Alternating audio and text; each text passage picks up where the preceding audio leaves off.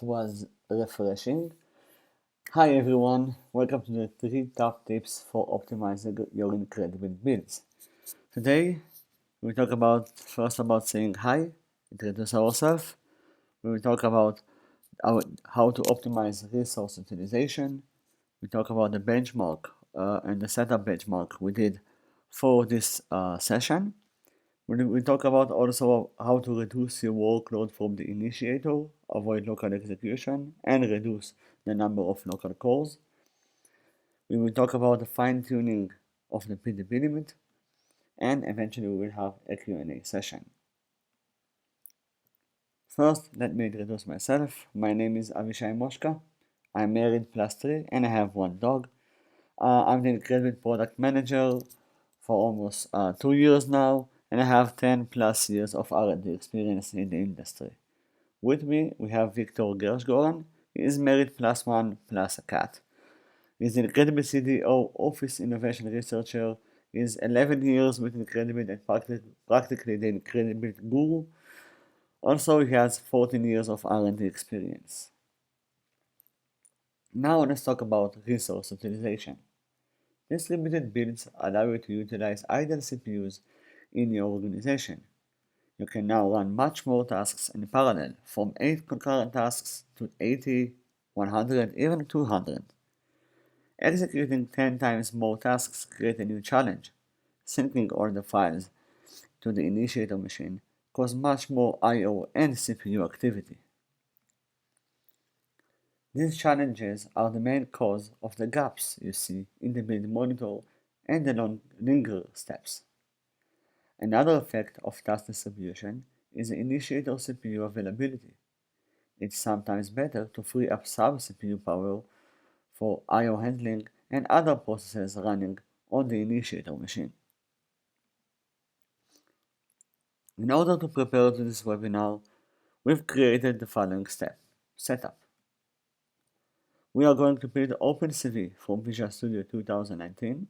The solution was generated by CMake. To benchmark this, we will use two types of initiator machine. The first is a new 8-core machine, and the second is a slower 4-core machine. Both are equipped with SSD hard drives. 68 dedicated helper cores are assigned for this benchmark. In the following slides, I will share a few options that you can experiment with for reducing the workload from the initiator machine and which can further optimize your build time. The first thing we recommend experimenting with is the avoid task execution from the initiator machine. This is highly recommended if your initiator machine doesn't have a lot of local CPUs, but not only. By executing remotely as much as possible, you will free up the local CPU cores to execute more non-distributable tasks in parallel, linking, for example. And you will allow the operating system to assign more resources for handling file syncs, which is network activity, and extra I/O overhead, such as output file writing. This will also allow you to maximize the parallel execution of non-distributable tasks, the tasks that must be executed on the initiator agent. You can turn these settings in the agent settings for an agent-wide configuration or from the local build interface by using the avoid local flag with on or off values. You can see in these build monitors the same build process with and without the avoid local option. Note the amount of parallel blue bars on the build monitor on the left side. If you don't know this already, in the build monitor, blue bar represents tasks which are not distributable to remote machines and must be executed on the initiator agent. When using the avoid local execution option, the overhead on the local machine is reduced, allowing you to continue working with minimal disturbance and the operating system to allocate more valuable resources for the build system engine. For stronger initiator machine, you don't want to lose your local CPU work power.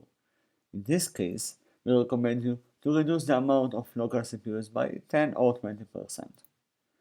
This will allow the initiator to dedicate few of its cores for the operating system ongoing work and the build system work. In the Agent Settings CPU Utilization tab, choose Custom instead of Auto-Detect value, then select the amount of cores you want to dedicate for the initiator agent.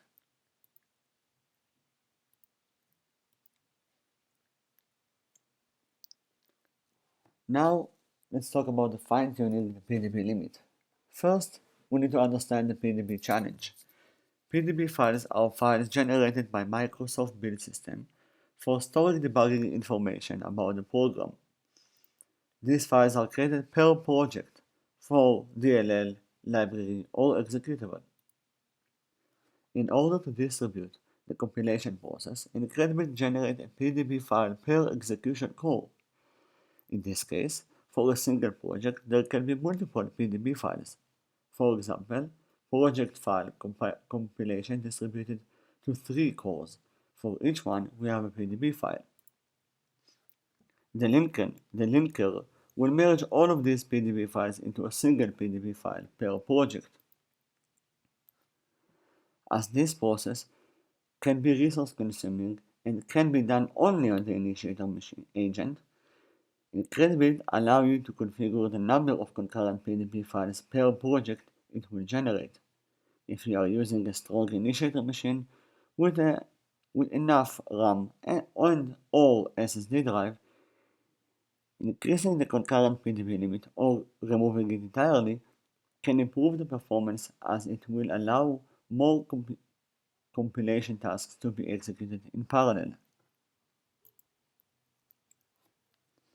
In this build sample, we can see that no more than 12 cores are utilized, although we have more than 60 available helper cores due to this PDB limit. The result of this limit is a 32 seconds linker step. While when we remove the PDB limit entirely, we can see that all the available cores are used for compilation tasks, but this caused the linker step to take almost twice the time, from 30 seconds to 1 minute. In order to find the best configuration for this OpenCV solution on my 8-core machine, I've executed each of the configuration 8 times and calculated the average results with the different IncrediBuild settings. The build time was reduced from 19 minutes to 6 minutes and 30 seconds with the different IncrediBuild settings. This is almost 1/3 of the time. We see that setting the avoid local to on and removing the PDB limit while utilizing all of the cores of the initiator, we can reduce the build time to 5 minutes and 45 seconds, basically shaving 45 seconds from the default settings time and taking us to less than 1/3 of the original time, which is about 30% of 19 minutes. Please note that these results depends on the solution structure, dependencies, environment settings, and much more variables. Every project is different and requires different optimization. I encourage you to find the best settings for your solution that will give you the best performance. Now we have some time for Q&A. Yes, I see first question. Is there a limit for the amount of cores IncrediBuild can use? Yes, this limit is not hard-coded, though the default core limit is 150 and you can set it from the coordinator settings. If you reach that kind of limit, you can go to coordinator settings and change these settings. Another question, will these settings are only for Visual Studio builds? Yes and no.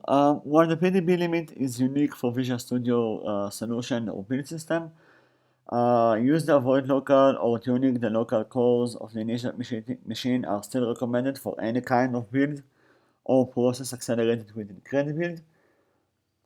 You can just try whatever configuration fits your configuration. Another question we have is, you talked about PDB files, what about PCH files? Okay, that's an excellent question. So PCH file, if you don't know, are basically precompiled header files meant to reduce the build times in normal cases. And when I say normal, is without IncrediBuild. With IncrediBuild, we highly recommend removing or disabling the PCH file creation. This will give you much more optimizations and will reduce your build time, as it won't require IncrediBuild to transfer large PCH files from the initiator agent to the helper agent. I hope this answers the question. Another question. Okay, it's about custom build steps. Okay, so I have a lot of custom steps in my build process. Is it supported by IncrediBuild? Yes, it is. IncrediBuild does have the ability to run these steps in parallel, and even use extra optimizations for that. You can use the user manual, search for accelerate custom build steps, or you can contact our support team, support@incredibuild.com, for more information on this kind of acceleration. Last question, as we are running out of time. Okay, work from home recommendations. Okay, so as these crazy times when everyone are moving to work from home, yes, IncrediBuild can allow you working from home. You can still use IncrediBuild Grid. It depends on your work from home configuration. If you are using a VPN to connect to the office, if you are using remote desktop to your office machine, if you have IncrediBuild Cloud enabled on your organization, and so on.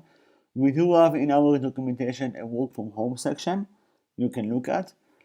My biggest recommendation is, if your VPN traffic or settings allow you to use that, you can use your VPN and work as if you were in the office. If you're working on RDPing to your office machine, then nothing has changed. And IncrediBuild Cloud is something I highly recommend checking or testing if you are able to, or if your IT organization can allow this. As we are running out of time, I want to thank you all for joining us. Thank you so much for your time. It's really appreciated. Please contact us at IncrediBuild. Contact your account manager or our support team, or even my email is on the screen. We will be more than happy to help you accelerate every process in your organization. Thank you very much.